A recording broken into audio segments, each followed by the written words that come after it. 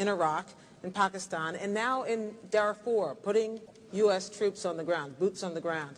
Is this something the American public has a stomach for? Well, I think the American public has a stomach for success.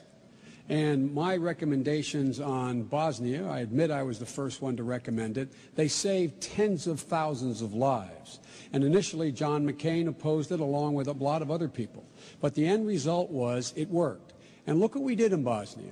We took Serbs, Croats, and Bosniaks, being told by everyone, I was told by everyone, that this would mean that they've been fighting and killing each other for 1,000 years. It could never work. There's a relatively stable government there now, as there is in Kosovo. With regard to Iraq, I indicated that it would be a mistake to go into. I gave the president the power. I voted for the power because he said he needed it not to go to war, but to keep the United States, the UN in line, to keep sanctions on Iraq and not let them be lifted. Along with Dick Lugar, before we went to war, said if we were to go to war without our allies, without the kind of support we needed, we'd be there for a decade. It'd cost us tens of billions of dollars. John McCain said no, that was going to be okay. I don't have a stomach for genocide when it comes to Darfur. We can now impose a no-fly zone. It's within our capacity. We can lead NATO if we're willing to take a hard stand. We can. I've been in those camps in Chad. I've seen the suffering. Thousands and tens of thousands of people have died and are dying. We should rally the world to act, and we should demonstrate it by our own movement to provide the helicopters to get those 21,000 forces of the African Union in there now to stop this genocide. Thank you, Senator. Governor.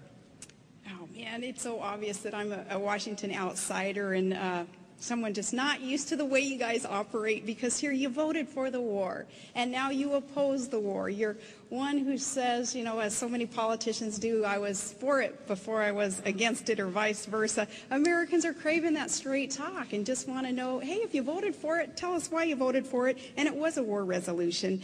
And you had supported John McCain's military strategies pretty adamantly until this race. And you had opposed very adamantly Barack Obama's military strategy, including cutting off funding for the troops that attempt all through the primary. And I watched those debates, and so, you know, I remember what those were all about. But as for Darfur, we can agree on that also. The support of the no-fly zone, making sure that all options are on the table there also. America is in a position to help. What I've done in my position to help as the governor of a state that's pretty rich in natural resources, we have a $40 billion investment fund, a savings fund called the Alaska Permanent Fund. When I and others in the legislature found out that we had some millions of dollars in Sudan, we called for divestment through legislation of those dollars to make sure we weren't doing anything that would be seen as condoning the activities there in Darfur. That legislation hasn't passed yet, but it needs to, because all of us as individuals and as humanitarians and as elected officials should do all that we can to end those atrocities in that region of the world. Is there a line that should be drawn about when we decide to go in? Absolutely. There is a line that should be drawn. The line that should be drawn is whether or not we, first of all, have the capacity to do anything about it, number one. Number two, there are certain new lines that have to be drawn internationally.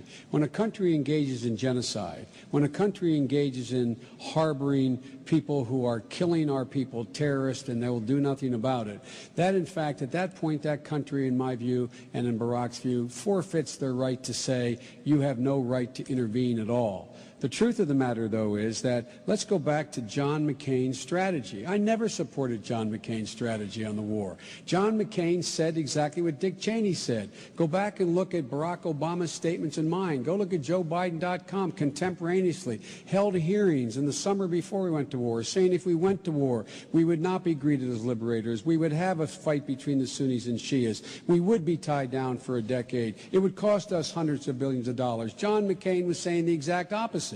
John McCain was lockstep with Dick Cheney at that point about how this was going to be easy. So John McCain's strategy in this war, not just whether or not